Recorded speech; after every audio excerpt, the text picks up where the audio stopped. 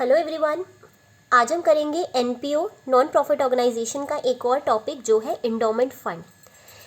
Endowment fund का मतलब क्या होता है? ये एक ऐसा फ़ंड है जो अराइज होता है या तो बीक्वेस्ट से यानी कि वसीयत के थ्रू या फिर किसी गिफ्ट से, और जो भी इनकम इस फंड से अराइज होती है हम उसको यूटिलाइज़ करते हैं फॉर द रेगुलर एक्टिविटीज़, यानी कि जो भी उस एनजीओ का मेन पर्पस होगा, रेगुलर एक्टिविटीज़ होंगी, उसके लिए वो उस इनकम को यूटिलाइज़ कर सकता है। तो चलिए पहले इसको एग्जाम्पल से करते हैं। मान लेते हैं एक पर्सन है जो कि एक नॉन प्रॉफिट ऑर्गेनाइजेशन को 10,000 रुपीज़ एवरी ईयर डोनेट करता है। तो या तो वो ये ऑप्शन चूज़ कर सकता है, ऑप्शन ए, जिसके अंदर वो एवरी ईयर 10,000 रुपीज़ डोनेट करता है किसी भी नॉन प्रॉफिट ऑर्गेनाइजेशन को, या फिर दूसरा ऑप्शन वो क्या चूज़ कर सकता है, उसने 10,000 रुपीज़ कैश गिफ्ट कर दिया एनजीओ को। तो एनपीओ को उसने क्या किया, 1 लाख रुपये का कैश गिफ्ट कर दिया एनपीओ को, और उनको बोला कि सर आप इस 1 लाख रुपये को इन्वेस्ट कर दो। तो एनपीओ क्या करेगा, उन 1 लाख रुपये को इन्वेस्ट कर देगा एट द रेट 10%। तो अगर 10% पे उसने इन्वेस्ट किया तो 10,000 रुपीज़ एवरी ईयर उसको रेगुलर इनकम होगी। तो इसी को हम बोलते हैं इंडोमेंट फंड। तो उस पर्सन ने इनको डोनेशन नहीं दिया बल्कि उनको एक फ़ंड दे दिया, उनको एक फ़ंड इंडो कर दिया, और वो उस फंड को क्या करेंगे, इन्वेस्ट करेंगे। कहीं पर भी इन्वेस्ट कर सकते हैं, चाहे तो गवर्नमेंट सिक्योरिटीज़ में, चाहे किसी बैंक में इन्वेस्ट कर सकते हैं। तो उन्होंने उसको इन्वेस्ट किया, तो जो भी उससे इनकम अर्न होगी उस इनकम को यूटिलाइज़ कर सकते हैं। किस पर्पज़ के लिए? अपनी रेगुलर एक्टिविटीज़ को फाइनेंस करने के लिए। Income from such fund is utilised for regular activities. और इस तरीके से जो उनका इंडोमेंट फंड है वो इंटैक्ट रहेगा, यानी कि सेम रहेगा।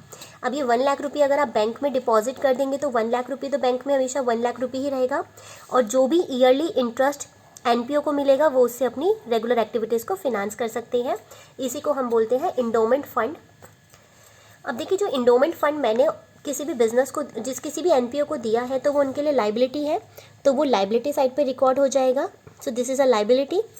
इंडोमेंट फंड इन्वेस्टमेंट, अब मेरे फंड से उन्होंने इन्वेस्ट किया, चाहे बैंक में किया हो चाहे सिक्योरिटीज़ में किया हो, सो this is an asset for the NPO, तो वो एसेट साइड में रिकॉर्ड हो जाएगा। और जो भी उनको इनकम रिसीव होगी उस इन्वेस्टमेंट से, फंड से नहीं, इन्वेस्टमेंट से जो भी उनको इनकम रिसीव होगी वो कहाँ पे जाएगी, credit to the income and expenditure account में वो क्रेडिट हो जाएगी। So fund is a liability, तो लाइबिलिटी साइड पे आएगा। उन्होंने उस फंड को इन्वेस्ट कर दिया तो वो एसेट साइड पे रिकॉर्ड हो जाएगा, और जो भी उनको रेगुलर इनकम उससे रिसीव हो रही है वो उनके क्रेडिट में चली जाएगी, इनकम एंड एक्सपेंडिचर अकाउंट में। अब कई बार क्वेश्चन आपसे कहेगा कि मैंने किसी को इंडोमेंट फंड दिया है बट स्पेसिफिक पर्पस। अगर आपने इंडोमेंट फंड दिया जनरल पर्पस के लिए तो उसका ट्रीटमेंट ऐसे होगा, बट अगर हमें स्पेसिफिक पर्पस के लिए मिला है, फॉर एग्जांपल बुक्स के लिए किसी ने अपना इंडोमेंट फंड दिया है कि आपने इस इंडोमेंट फंड से बुक्स के लिए जो भी इनकम होगी आपने उसके लिए बुक्स परचेज करनी है अपने स्टूडेंट्स के लिए, या फिर जो भी पैसा है उसे आपने बिल्डिंग कंस्ट्रक्ट करनी है, या फिर स्पोर्ट्स के लिए बिल्डिंग बनानी है, तो हमने क्या किया, इंडोमेंट फंड दिया, स्पेसिफिक पर्पस के लिए दिया है। अब इसका ट्रीटमेंट क्या होगा, इंडोमेंट फंड जो भी मिल रहा है वो लाइबिलिटी साइड पे आ जाएगा। अब ये तो हुआ किसी पर्टिकुलर पर्सन ने दिया, बट ऐसा तो नहीं है कि सिर्फ एक ही इंसान हमेशा इंडोमेंट फंड देता है, काफ़ी सारे लोग इंडोमेंट फंड दे सकते हैं। तो अगर उन्होंने फ्यूचर में कभी डोनेशंस रिसीव होते हैं इंडोमेंट फंड के लिए, उसी पर्पज़ के लिए, फॉर एग्जांपल किसी ने प्राइज़ के लिए दिया, उसने कहा कि प्राइजेस के लिए मैं आपको इंडोमेंट फंड दे रहा हूँ, तो प्राइज़ इंडोमेंट फंड आगे उन्हें अगले आने वाले सालों में भी दोबारा से उन्होंने इंडोमेंट फंड मिल रहा है तो यही वाला इसी का तो पार्ट हो जाएगा। तो डोनेशंस मिल रहे हैं इंडोमेंट फंड के लिए तो वो ऐड हो जाएगा टू द लाइबिलिटी साइड में, तो इसी फंड में हम उसको ऐड कर देंगे। अब आप इन्वेस्ट कर दोगे उस फंड को तो इंडोमेंट फंड इन्वेस्टमेंट हमारा एसेट साइड पे रिकॉर्ड हो जाएगा, और जो भी इनकम हमें रिसीव हो रही है उस इंडोमेंट फंड से तो वो क्या हो जाएगी, हमारे लिए इंडोमेंट फंड के लिए लाइबिलिटी बन जाएगी, तो वो लाइबिलिटी इसी में ऐड हो जाएगी। तो ये वाला जो भी डोनेशंस करके आएगा उसमें हम ऐड कर देंगे interest income from investment added to the endowment fund on liability side, तो लाइबिलिटी साइड पे रिकॉर्ड होगा, एसेट साइड पे रिकॉर्ड नहीं होगा। अब देखिए, जो भी एक्सपेंसेस हम करते हैं इस इंडोमेंट फंड से वो ज़्यादा नहीं हो सकते from the income from endowment fund. अब इसका मतलब क्या है मैं आपको एक्सप्लेन करती हूँ। मान लेते हैं कि मैंने स्पोर्ट्स के लिए, मेरे पास इंडोमेंट फंड था और मुझे स्पोर्ट्स के एक्सपेंसेस हुए 15,000 रुपीज़। स्पोर्ट्स के लिए मुझे इंडोमेंट फ़ंड मिला और मैंने स्पोर्ट्स के ऊपर खर्चा किया 15,000 रुपीज़ का। अब मेरी जो इनकम थी from the sports endowment fund investment, अब मैंने स्पोर्ट्स इंडोमेंट फ़ंड को इन्वेस्ट किया जिससे मुझे इनकम मिली 10,000 रुपीज़। 10,000 की इनकम हो रही है, 15,000 रुपीज़ के एक्सपेंसेस है, तो 5,000 रुपीज़ का ज़्यादा खर्चा किया है, तो हम इसको क्या करेंगे, debit to the income and expenditure account, क्योंकि मैं इंडोमेंट फ़ंड को तो छेड़ नहीं सकती। अगर आप यहाँ पे देखोगे तो मुझे जो इंडोमेंट फ़ंड मिला है मैं तो इसको छेड़ ही नहीं सकती। अगर आप इससे एक्सपेंस करने लग जाओगे तो इंडोमेंट फ़ंड किस बात का। तो ना तो मैं इंडोमेंट फ़ंड को यूज़ कर सकती हूँ, ना मैं इसको यूज़ कर सकती हूँ, ये तो एसेट साइड पे रिकॉर्ड होगा। तो हम अपने एक्सपेंसेस के लिए किसको यूज़ करेंगे, इसी को तो यूज़ कर सकते हैं ना। तो उन्होंने बोला अगर आपकी इनकम जो है 10,000 रुपीज़ है और आपके एक्सपेंसेस 15,000 रुपीज़ है, तो आप जो 5,000 रुपीज़ है आप उसको क्या करो, आप उसको 5,000 रुपीज़ को कहाँ पे ले जाओ, debit to the income and expenditure account.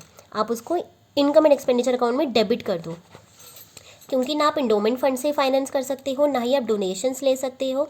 तो भैया एक्सपेंसेस कहाँ से कवर होंगे। तो इनकम भी आपको 10,000 की हुई है, बट एक्सपेंसेस 15,000 है, तो जो 5,000 रुपीज़ एक्स्ट्रा एक्सपेंस है वो हम इनकम एंड एक्सपेंडिचर के डेबिट में शो कर देंगे। अब चलिए एग्जाम्पल देखते हैं, थोड़ा क्लियर होगा। ये हमारा एग्जाम्पल नंबर 14 है जे आर मोंगा की बुक से। Prizes awarded 70,000 rupees, prize endowment fund is 7 lakh rupees. So this is a fund 7 lakh rupees का। फंड हमारा कहाँ पे जाता है, लाइबिलिटी साइड पे रिकॉर्ड होता है। 8% prize endowment fund investment on 1 April 2019। अब हमने ये जो फंड था, हमने जिस दिन हमें रिसीव हुआ उसी दिन हमने उसको इन्वेस्ट कर दिया। तो 7 लाख रुपए की हमारे पास इन्वेस्टमेंट आ गई 8%। तो ये कहाँ चला जाएगा, एसेट साइड पे, और ये हमारे लिए लाइबिलिटी है तो ये लाइबिलिटी साइड पे रिकॉर्ड हो जाएगा। उसके बाद हमें डोनेशंस रिसीव हो रहे हैं for the price endowment fund. अब हमें और डोनेशंस मिल गए 1 लाख रुपये के, तो ये कहाँ पे रिकॉर्ड हो जाएगा, लाइबिलिटी साइड में ऐड हो जाएगा। ऐड कर देंगे हम इसको, कहाँ पे ऐड करेंगे, इस 7 लाख रुपये में। तो पहले 7 लाख रुपये थे, 1 लाख के और डोनेशंस आ गए, तो 8 लाख रुपये हमारे इंडोमेंट फंड हो गया। अब हमें इंटरेस्ट रिसीव हो रहा है प्राइजेस इंडोमेंट फंड इन्वेस्टमेंट के ऊपर, तो कितना हो रहा है, 42,000 रुपीज़ का हो रहा है। तो देखिए अब हमने क्या करना है, प्राइज इंडोमेंट फंड 7 लाख का था, यहाँ पे 7 लाख का हमारे पास फंड था, वही 7 लाख रुपीज़ हमने यहाँ पे लाइबिलिटी साइड पे रिकॉर्ड कर दिया। फिर हमें डोनेशंस मिले 1 लाख रुपये के, और डोनेशंस मिल गए, तो हमने इसमें डोनेशंस को ऐड कर दिया 1 लाख रुपये। तो टोटल मेरा इंडोमेंट फंड कितना हो गया, 8 लाख रुपीज़ का। अब उसने कहा इंटरेस्ट रिसीव हो रहा है 42,000 रुपीज़ का, तो 42,000 यहाँ पे रिसीव कर दिया, इंटरेस्ट रिसीव। बट यहाँ पे उसने कहा था 8% इंटरेस्ट मिलेगा, और आप कह रहे हो 7 लाख पे 8%, तो 7 लाख का 8% कितना होता है, 56,000 रुपीज़। बट 56 की जगह हमें तो 42 ही मिला है, यानी कि बाकी का जो 14,000 है वो हमारा क्या है, अभी आउटस्टैंडिंग है, अभी हमारा एक्रूड है, अभी हमें मिला नहीं है। तो वो भी हम इसमें ऐड कर देंगे 14,000 रुपीज़। तो 42 + 14 कितना हो गया, 56,000 रुपीज़। तो हमारी इनकम कितनी हो गई, 56,000 रुपीज़ की हमारी इंटरेस्ट इनकम हो गई। अब सबसे ऊपर क्वेश्चन ने कहा था कि हमने प्राइजेस दिए 70,000 के। आप एक बात बताओ, 56 की इनकम हो रही है, 70,000 के एक्सपेंसेस कर रहे हो, तो भैया 14,000 रुपीज़ का जो एक्सपेंस है ये कहाँ से कवर करें। क्या हम इस फंड को छेड़ सकते हैं, नहीं, हम इस फंड को तो नहीं छेड़ सकते। तो हम कहाँ से खर्चा करेंगे, तो हम क्या करेंगे, 56 की इनकम में से 56 के एक्सपेंसेस आप कवर अप कर दो, बाकी के जो आपके 14 के एक्सपेंसेस बच गए, 14,000 के एक्सपेंसेस बच गए, आप इसे क्या करो, डेबिट साइड में डाल दो इनकम एंड एक्सपेंडिचर के। तो इनकम एंड एक्सपेंडिचर के डेबिट साइड में डाल दिया प्राइजेज अवॉर्डेड 14,000 रुपीज़। तो ये कौन से हैं जो यहाँ पे कवर नहीं हो पाए, और हमारी जो 8% की इन्वेस्टमेंट थी वो यहाँ पे आ जाएगी। आउटस्टैंडिंग इंटरेस्ट 14,000, क्योंकि मिला नहीं है। देखिए इंटरेस्ट के लिए हमें क्या गिवन होता है, इंटरेस्ट हमें दो होता है, या तो वो रिसीव हो जाए या फिर वो आउटस्टैंडिंग हो। अगर रिसीव हो जाएगा तो कैश बढ़ चुका होगा, तो यानी कि एसेट साइड तो ऑलरेडी इंक्रीज़ हो चुकी है ना। अगर इंटरेस्ट रिसीव हो चुका तो है ऑलरेडी, मुझे 42,000 रिसीव हो गया है, तो कैश मैंने ऑलरेडी इंक्रीज़ कर चुकी होंगी, तो एसेट ऑलरेडी इंक्रीज़ है। हमें पता है कि अगर एसेट एक इंक्रीज़ हो रही है तो हम एसेट को दोबारा इंक्रीज़ नहीं करते, तो मुझे अब क्या करना पड़ेगा, मुझे अपनी लाइबिलिटी को भी इंक्रीज़ करना पड़ेगा।